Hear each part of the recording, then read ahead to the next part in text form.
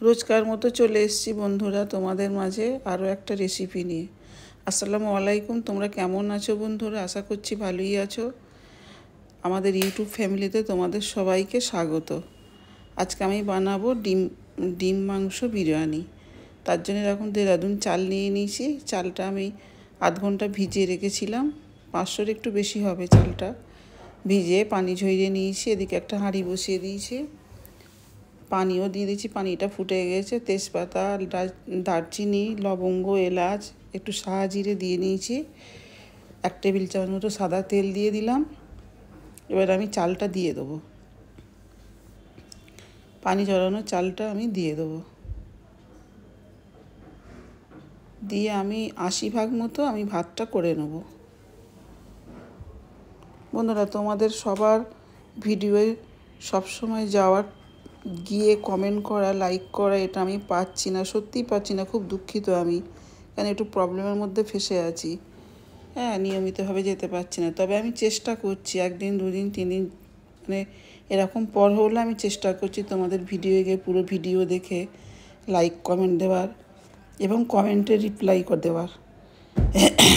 So please কিছু মনে করো না বন্ধুরা। দেখো ভাতটা হয়ে এসছে, ভাতটা হয়ে গেছে। আমি ভাতটা ছেঁকে নিয়েছি, দিকে কড়া বসিয়ে দিয়েছি। কড়ায় তেজপাতা দিয়ে দিলাম, এলাচ দিয়ে দেবো, 3টে এলাচ ফাটিয়ে দিয়ে দিলাম, একটু দারচিনি দিয়ে দিলাম। এবার 1 বাটি মতো পেঁয়াজ বাটা দিয়ে দেবো। দিয়ে পেঁয়াজ বাটিতে নাড়াচাড়া করব। আমার অল ইউটিউব বন্ধুদের জন্য অনেক অনেক ভালোবাসা এবং দোয়া রইল। আর তোমরা যারা নতুন আমার বন্ধুরা আমার এই ভিডিও দেখছো, প্লিজ সাবস্ক্রাইব করে দাও। আর আমি নতুন বন্ধুদের উদ্দেশ্যে কিছু বলতে চাই। তোমরা বন্ধুরা আসছো বন্ধু হয়ে পাশে থাকার জন্যে, কিন্তু আবার চলেও যাচ্ছ।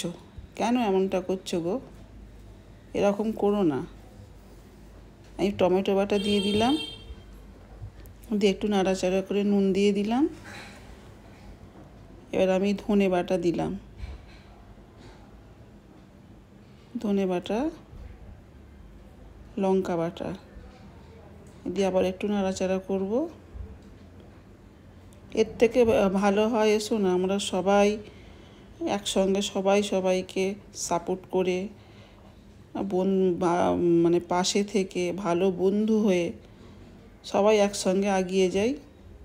এটাই ঠিক কি না? তা কিছু মনে করো না বন্ধুরা, যদি কিছু ভুল বলি কমেন্টে জানাবে। জিরে বাটা দিয়ে দিলাম, আর 1.5 চামচ মতো আদা রসুন বাটা দিয়ে দিলাম। দিয়ে এগুলো দিয়ে আমি একটু কষাবো। কষানোটা অল্প একটু হয়েছে। এবার আমি এতে দিয়ে দেবো 2 টেবিল চামচ টক দই।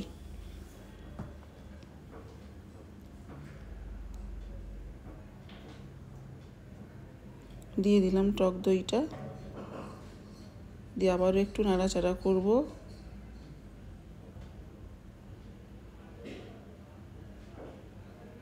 এবার একটু দিয়ে দেবো বিরিয়ানি মশলা। দেখো দিয়ে দিলাম মশলাটা।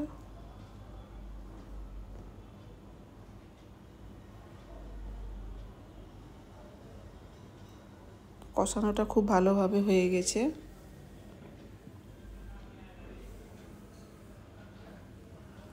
আর 4টে ডিম আমি সিদ্ধ করে ভেজে নিয়েছিলাম, এই ডিমটা আমি দিয়ে দিলাম।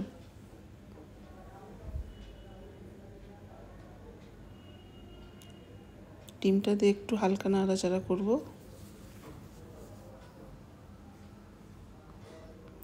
দিয়ে অল্প পানি দিয়ে দেবো, অল্প পানি দিয়ে একটু হতে দেবো।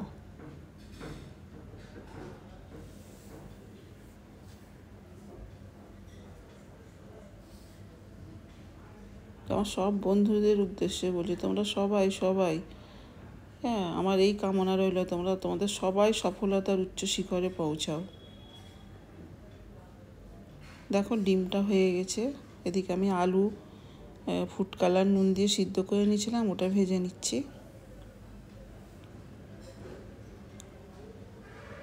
ভাজা হয়ে গেছে। আমি একটা রকম হাঁড়ি নিয়েছি, অল্প একটু ঘি দিয়ে দিয়েছি, দিয়ে আমি এতে এবারে অল্প একটু ভাত দিয়ে দেবো আগে, যাতে মশলাটা নিচে না লেগে যায়, ধরে না যায়, ধরে গেলে খারাপ লাগবে।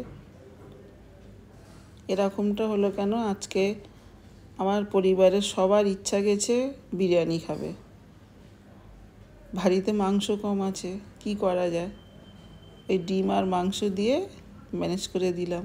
পরিবারের সবাই খুশি হয়ে গেল, আমিও খুশি। দেখো, আমি মাংসটা অল্প একটু মাংস ছিল, আমি সেটা এরকম কুকারে আমি রান্না করে সিদ্ধ করে নিয়েছি। এবার ডিমটা দিয়ে দিলাম,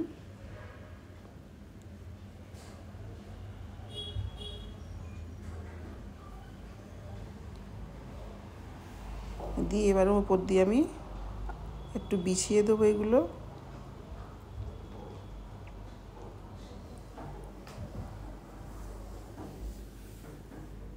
ভাতটা ঠিক হয়ে আসার আগে নুনটা দিলে না ভাতটা খুব ঝরঝরে হয়।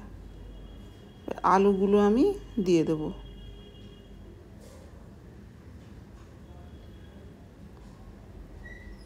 খুব সহজভাবে, খুব মানে চটজলদি হয়ে যাবে। একটু বিরিয়ানির মশলা দিয়ে দিলাম, আর বাকি ভাতটা দিয়ে দেবো।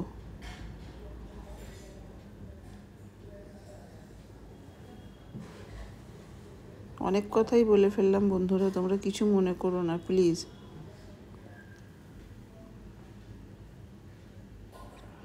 ইনশাআল্লাহ আল্লাহ খুব শীঘ্রই প্রবলেম সলভ করে দেবে। এবার আমি এরকম ফুড কালার আর একটু মিঠা তো দুধ দিয়ে, দুধের সঙ্গে একসঙ্গে গুলে রেখেছিলাম, ওটা দিয়ে দিলাম। আমি গোলাপ পানি দিয়ে দেবো,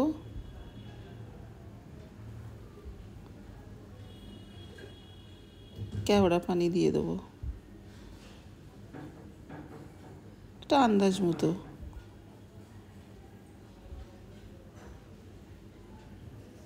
একটু বিরিয়ানি মশলা দিয়ে দেবো, এবার ঘি দিয়ে দেবো ওপর দিয়ে।